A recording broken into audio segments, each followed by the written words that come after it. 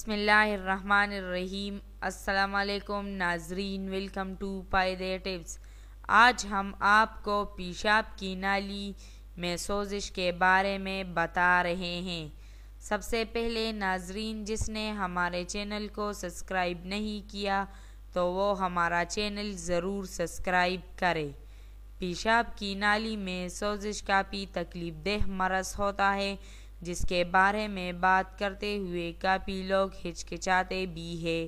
اس سوزش یا UTI کے علامات واضح ہوتی ہے، بلکہ انہیں بیماری کے آغاز پہلے ہی پہنچانا جا سکتا ہے۔ مزید سنیے پیشاب کی نالی میں سوزش کی علامات۔ مگر یہ مرض لاحق کیسے ہوتا ہے؟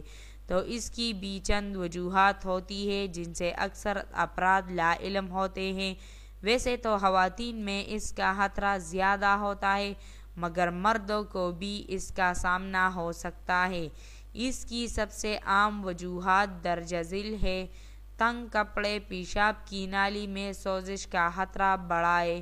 اکثر قبض رہنا مثانے کے لیے حالی ہونا بھی مشکل بنا دیتا ہے، جس کے نتیجے میں اس نالی میں بیکٹیریا کی تعداد تیزی سے بڑھنے لگتی ہے، جو کہ انفیکشن کا باعث بنتے ہیں۔ اس طرح ہیضہ یا بدہضمی بھی پیشاب کی نالی میں سوزش کا خطرہ بڑھانے والے امراض ہیں۔ ذیابیطس کو کنٹرول نہ کرنا۔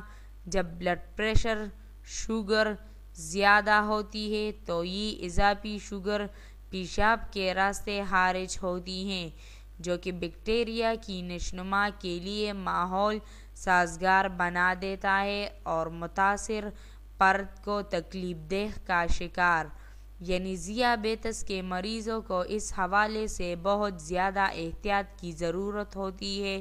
پیشاب روکے رکھنا۔ اگر آپ پیشاب کو کئی گھنٹے روکے رکھتے ہیں تو UTI کے لیے بھی تیار رہنا چاہیے، کیونکہ ایسے کرنے پر بیکٹیریا پھیل جاتا ہے اور اس کی نشوونما تیزی سے ہونے لگتی ہے۔ جسم میں پانی کی کمی۔ بہت زیادہ پانی پینا نہ صرف پیاس سے نجات دلاتا ہے بلکہ UTI سے بھی تحفظ دیتا ہے۔ خاص طور پر گرمیوں میں اگر مناسب مقدار میں پانی کا استعمال نہ کیا تو اس سوزش کا امکان بڑھ جاتا ہے۔ گردوں کی پتھری۔ گردوں میں جمع ہونے والی مزلزل کا یہ مجموعہ بھی پیشاب کی نالی میں سوزش کا خطرہ بڑھاتا ہے، کیونکہ ایسا ہونے سے پیشاب کی نالی میں بلیکنگ ہوتی ہے جو بیکٹیریا کی نشوونما بڑھاتی ہے۔ ویڈیو کو لائک کریں اور شیئر کریں۔ شکریہ۔